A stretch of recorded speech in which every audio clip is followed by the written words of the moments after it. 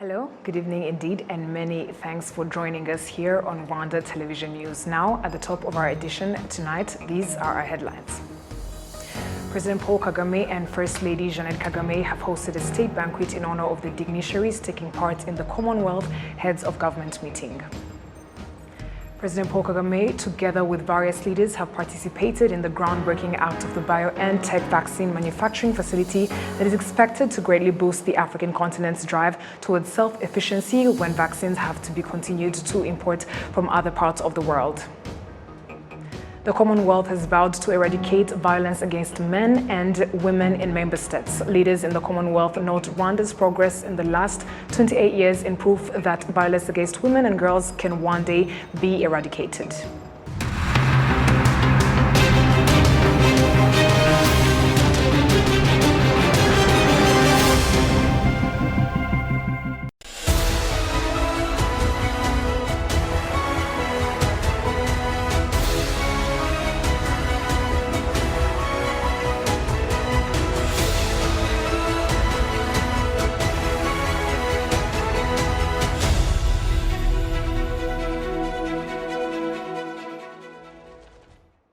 Glad to have your company tonight, coming to you straight from the heart of Africa, Kigali. My name is Martina Abera.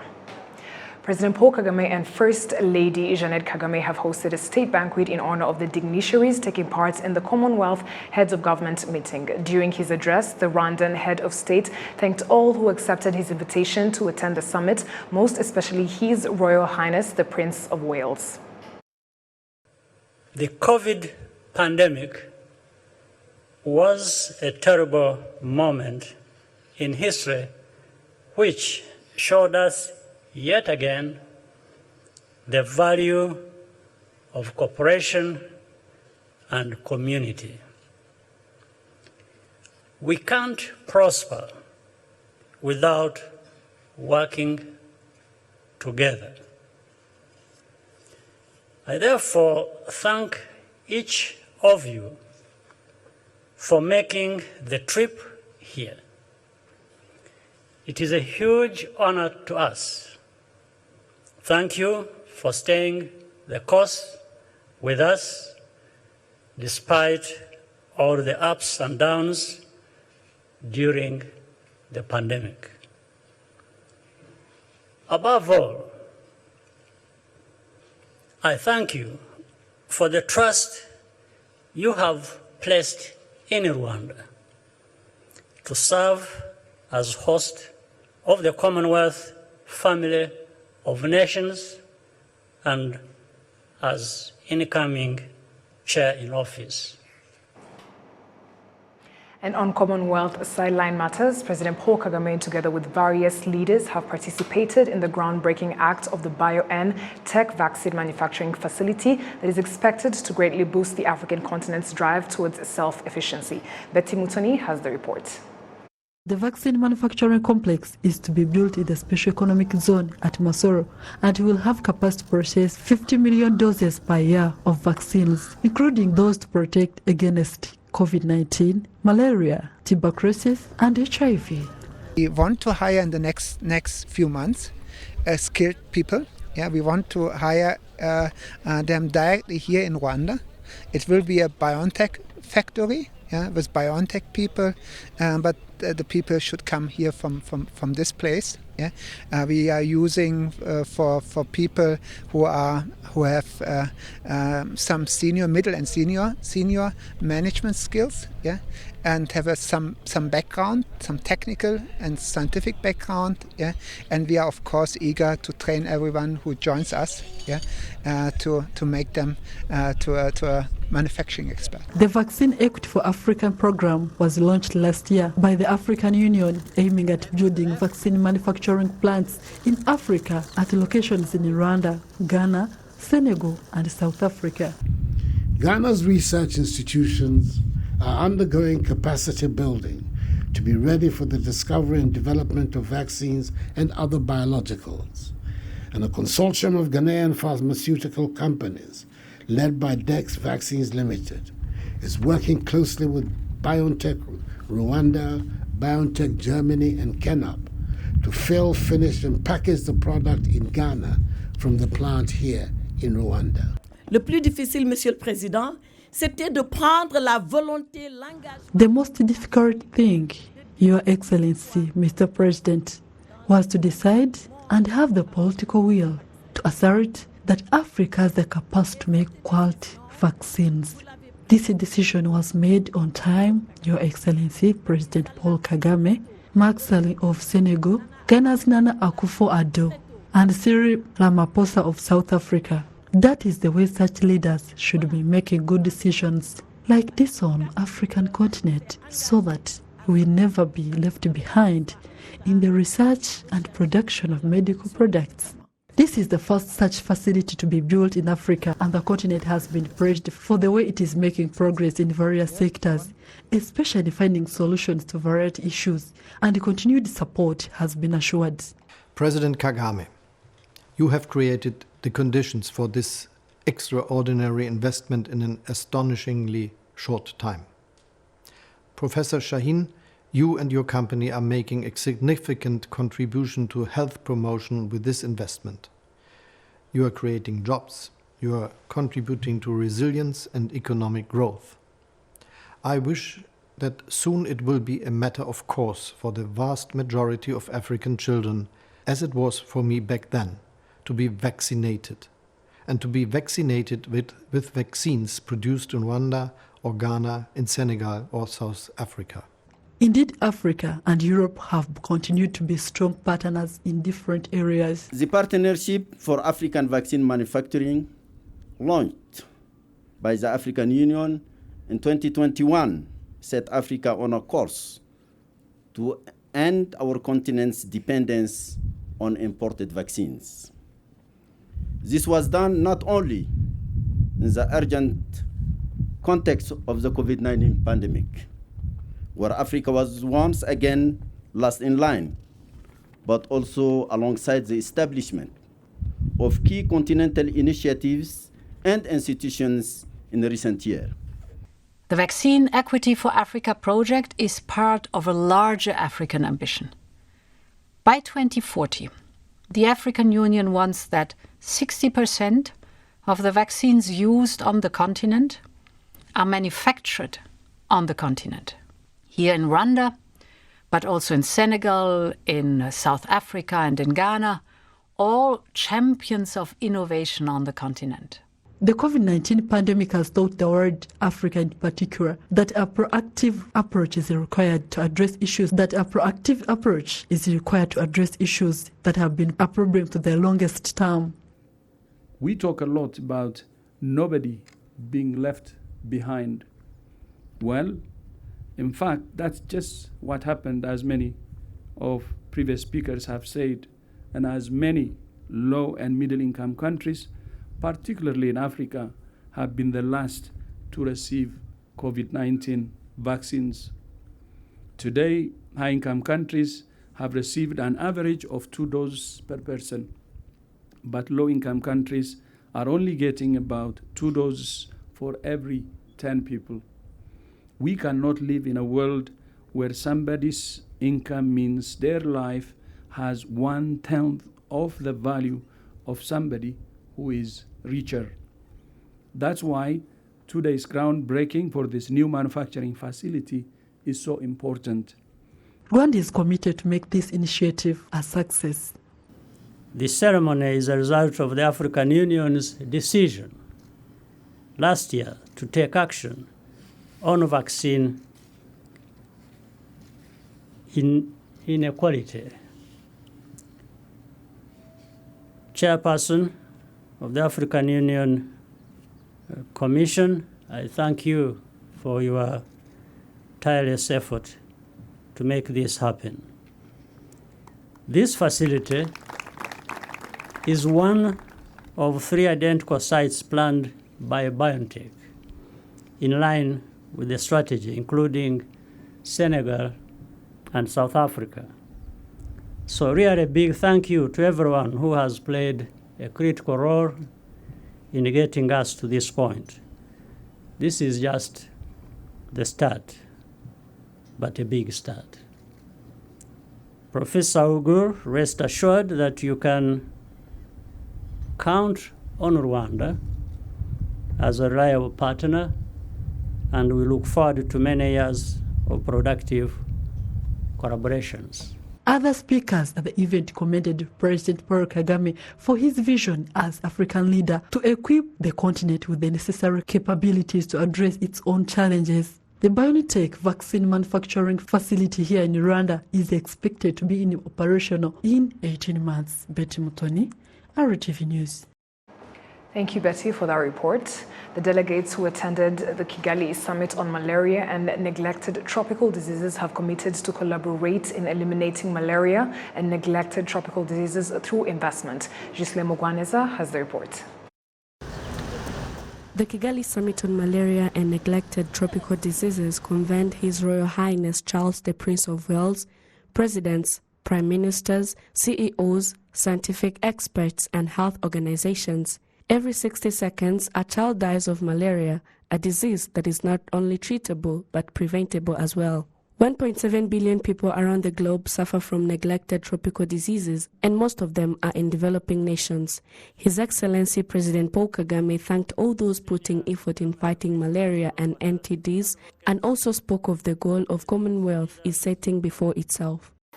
One key action item is to support the Global Fund's 7th replenishment.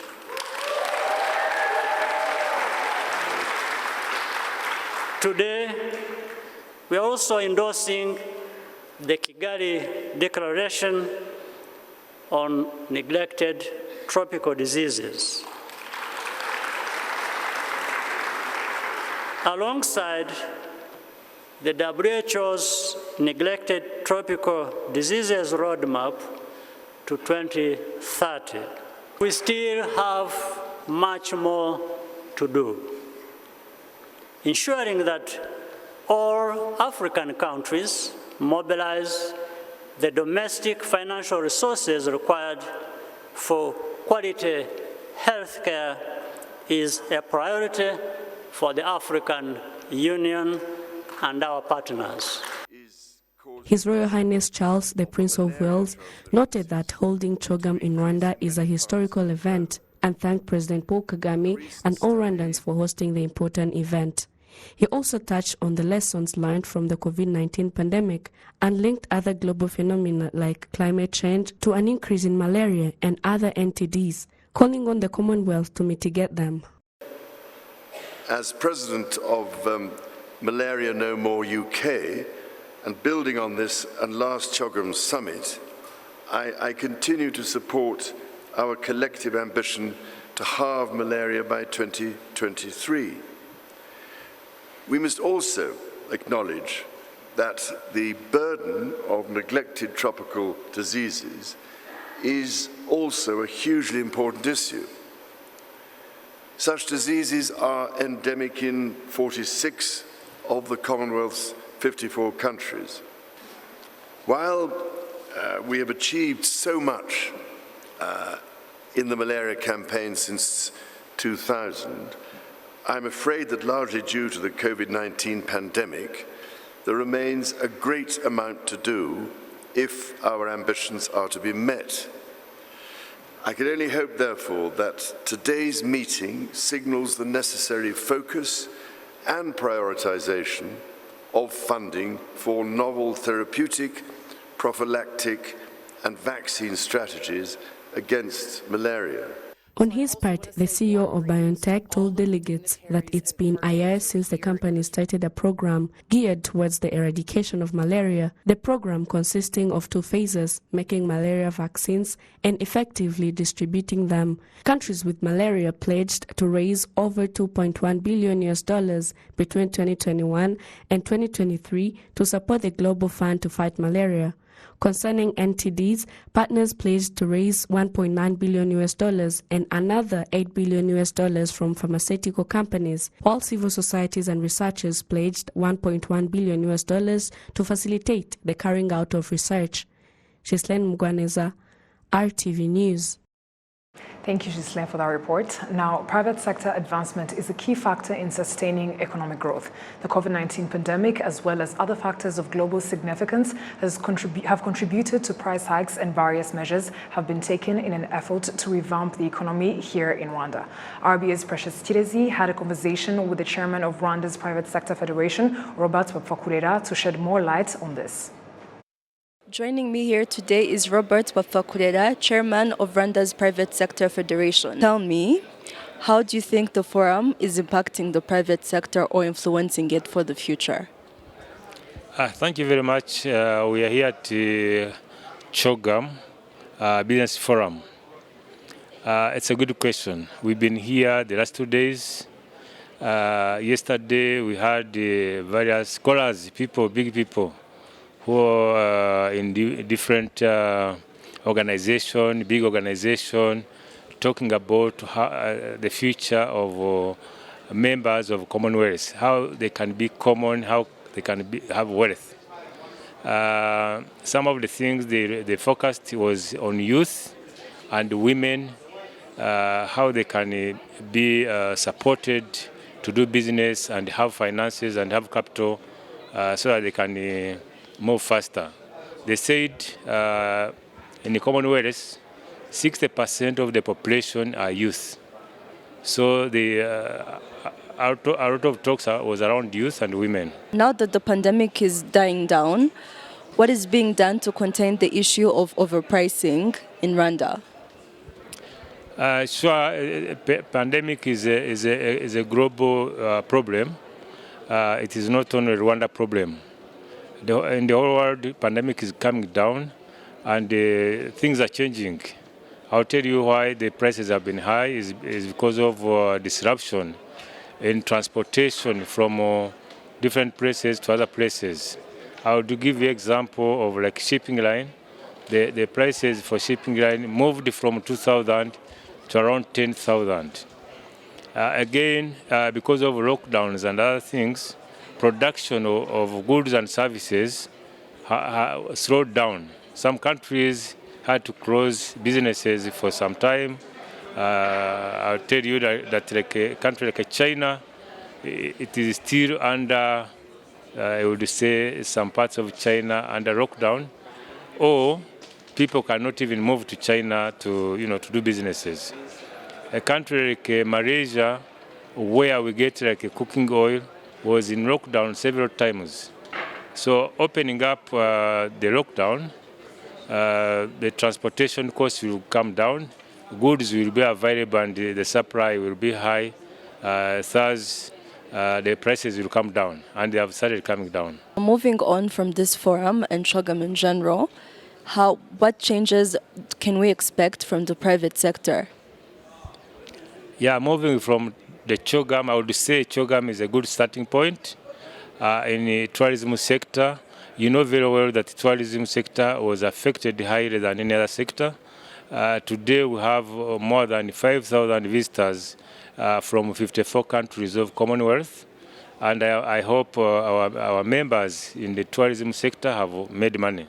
So it is a starting point to continue, and since there is no COVID, we shall continue well with this good starting point of CHOGM. What would your advice be to aspiring entrepreneurs, especially in Africa and the Commonwealth nations in general? I would say that members of Commonwealth and, as you said, in Africa, it's important to work together. We exploit the relationship, the commonness, the oneness, in terms of the sources and the market and the ideas and technology. So we should feel we are one as members of Commonwealth, and we benefit from each other. The Commonwealth has vowed to eradicate violence against men and women in member states. Leaders in the Commonwealth note Rwanda's progress in the last 28 years is proof that violence against women and girls can one day be eradicated. Of sexual violence.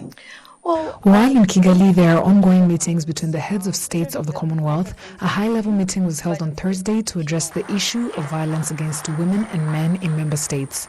This meeting was under the theme No More. The First Lady of Rwanda, Her Excellency Jeannette Kagame, addressed that it was high time that this issue be solved for good.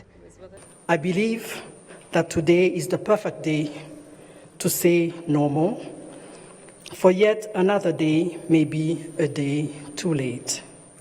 No more apathy, no more victim blaming, no more gaslighting, no more violence against the gender that, though bearing life, must constantly fear for their own.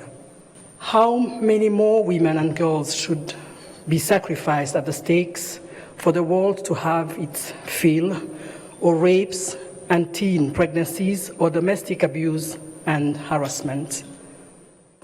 To those who oppose our sense of loud urgency and impatience, I would wish to know the number of additional casualties needed before it's deemed to be too much. The Commonwealth Secretary-General Patricia Scotland says eradicating violence against girls and women is a difficult struggle that some feel is impossible, but Rwanda's achievements in the aftermath of the genocide against the Tutsi sends a message that there is a will. It's really important to just look at what Rwanda did, because Rwanda is our light, is our hope, because Rwanda made a decision that they would not accept the past, that they would make a new future where there would be peace, there would be celebration of womanhood. And look at where Rwanda is today. 64% of the parliamentarians are women. More than 50% of the cabinet are women. But what has happened over those 28 years appears like a miracle. And let's be frank, we now need a miracle to address the pandemic, which is domestic violence. Also on Thursday morning, First Lady Jeannette Kagame, who is also the founder and head of Unity Club, welcomed the dignitaries, including the First Ladies of different countries currently attending the Chogam meeting. The dignitaries were given explanations about the club and shown the journey of unity and reconciliation the Rwandans have made over the past 28 years. At the meeting, she talked about fighting against violence towards girls and women, and the wife of Prince Charles, the Duchess of Cornwall, praised Rwanda's progress in building a culture of peace, unity and reconciliation. Yesterday, my husband and I visited the Kigali Genocide Memorial, the final resting place for more than 250,000 men, women and children. Our guide, who had lost both his parents in the genocide against the Tutsi, spoke to us of how, in the wake of those appalling, unfathomable events, the people of Rwanda have embraced peace and reconciliation. And he described with gentleness and humility how we all have a personal responsibility to fight the discrimination and the ideologies that lead to the destruction of others. Other dignitaries who attended the meeting included UN Deputy Secretary General Amina Mohammed, UN General Assembly President Abdallah Shahid, the First Ladies of different nations, and others. The Commonwealth Business Forum was concluded on Thursday after 3 days of deliberations, and we asked several delegates how they believe Chogam will impact their respective countries. The fact that we are looking to expand the scope of what we export as a country, we believe that the connections and what it is that we are able to get from the Commonwealth family will be able to launch us to the next level, increase the scope of goods that are exported out of Kenya, not just within the region, but globally. It's going to have a great impact. First, this is the first time, at least since COVID, that business people have been able to interact, network, and do things together. And it presents another set of opportunities. You see, the world has changed since 2019, and this is another opportunity for us to engage that change, embrace it, and then find out what are the new ways that we have to do things and do business together. So it will definitely impact on Nigeria, which, if I get it right, is about the largest country in the Commonwealth. It's a unique opportunity for us to again look at investment opportunity in our country, and investment opportunity, and how we can take advantage of the opportunities within the Commonwealth. Well, Norway isn't part of the Commonwealth, but the Norway model is one of partnership and cooperation, and that's what the Commonwealth is all about. It's been great for me to attend the Commonwealth Business Forum because it's exposed me to all sorts of interesting people, ideas. It's been fantastic to be in Rwanda. Rwanda has put on a fantastic show, and it's definitely put Rwanda on our radar in terms of a country that we need to do more on, need to focus more on. But the whole point here is about collaboration and partnership and global action, and that very much resonates with what we're about and what our mission is, which is to not only promote Norwegian investment into Africa, but also be an advocate for global action to tackle critical development challenges. Now, on Thursday, His Royal Highness, the Prince of Wales, visited different projects geared towards environmental protection here in the city of Kigali. His Royal Highness Prince Charles first visited the water purification lab at the Integrated Polytechnic Regional College located in Kicukiro district. Due to the Prince's initiatives towards the protection of the environment, his visit to the college was seen as very significant by its faculty. Prince's Trust International, an organization that was founded by His Royal Highness the Prince of Wales to tackle the global crisis of youth unemployment, has been operational in Rwanda since 2020. We have 3 programs. We work with Harambee Youth Employment Accelerator on a problem-solving for earnings program, helping young people turn their skills into a business, and we have some of the young people here today and some of their products. We've been working with the African Management Institute on a Get Into Hospitality program. It's an employability program which helps young people gain the skills for employment, and young people are now working at the conference centre, at Park Inn, at the Serena Hotel, with some of the jobs in those businesses. And then we have a Achieve program with Akazai Kanozi Access, working in the government youth centres, helping young people who've dropped out of school to gain some of these really important life skills like communication, self-confidence, teamwork, resilience, problem solving. The Prince of Wales also visited Umusambi village, a sanctuary for over 50 endangered grey-crowned cranes saved from the illegal trade in pets. Together with Rwanda's Minister of Environment, the Prince planted a tree at the sanctuary.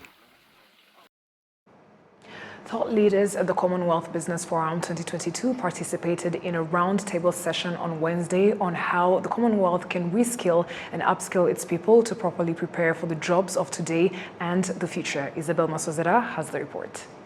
Various key experts in higher education who attended the leadership think tank have called for inclusive and unorthodox approaches like individual tailored solutions in alignment with the focus of the future workforce required across the Commonwealth. The call was made during a high-level session held on the margins of the ongoing Commonwealth Business Forum, held under the theme, Reskilling the Commonwealth for the Future. It's important to meet people where they are, in jobs, in businesses, to help them do their jobs more effectively and build their businesses. In practical, tech-enabled programs that can reach young people at scale, professionals, managers, entrepreneurs, leaders in their jobs. Programs are built around the practices and habits that individuals need to implement to be better at their jobs. So super practical, based around case studies, based around practical assignments to get them immediately applying what they're learning in the job. So we think that academics are important, but we don't have time to wait for that. We don't have time to wait for the next generation of university graduates. We need people who are effective and performing right now. According to the World Economic Forum, more than 1/3 of all jobs in all industries are also expected to require complex problem solving as a core skill by 2030. With 2.4 billion citizens spanning 5 continents, the Commonwealth's greatest strength lies in its people, 60% of whom are under the age of 30, yet millions of these citizens remain unemployed and untapped.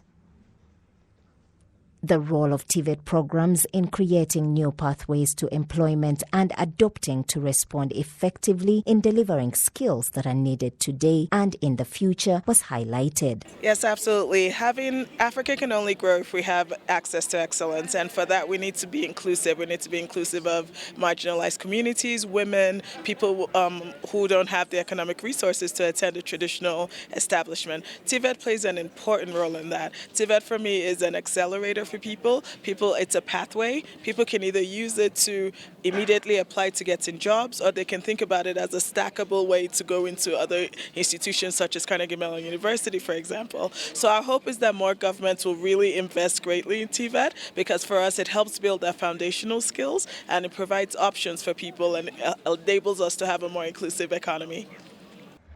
Roland Ruhumuriza, the area manager, Africa de Lorenzo, a Rwandan living in the diaspora, reiterated the need to train the trainers as countries continue to build the skills needed to transform their economies. I think the session we just had was actually one of the most insightful ones, especially if you're talking about the future of the Commonwealth and skilling the Commonwealth. We cannot go anywhere if, for example, the youth are not well skilled. We're talking about engineering training, okay, that's perfect, but mainly technical and vocational. There was one of the panelists that talked about the need to actually train the trainers as well, because there's another big gap. If you're talking about new technologies, it's important that we also concentrate on training the trainers. For example, we work in technical and vocational education, manufacturing and supplying technical and vocational training equipment.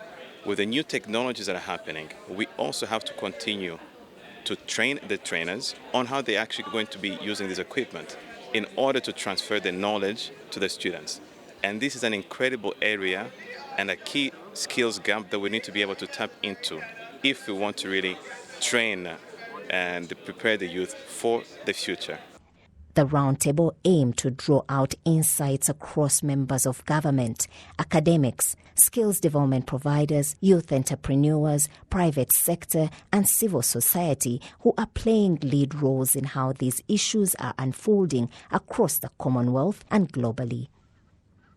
The session concluded with a set of tangible recommendations set to be developed further towards actionable interventions to guide the government of Rwanda's strategy for the Commonwealth as chair in office for the next 2 years. Isabel Masozera, RTV News. And that story marks the end of our bulletin. And on behalf of the technical team and we thank you for listening. Have a great night and stay safe.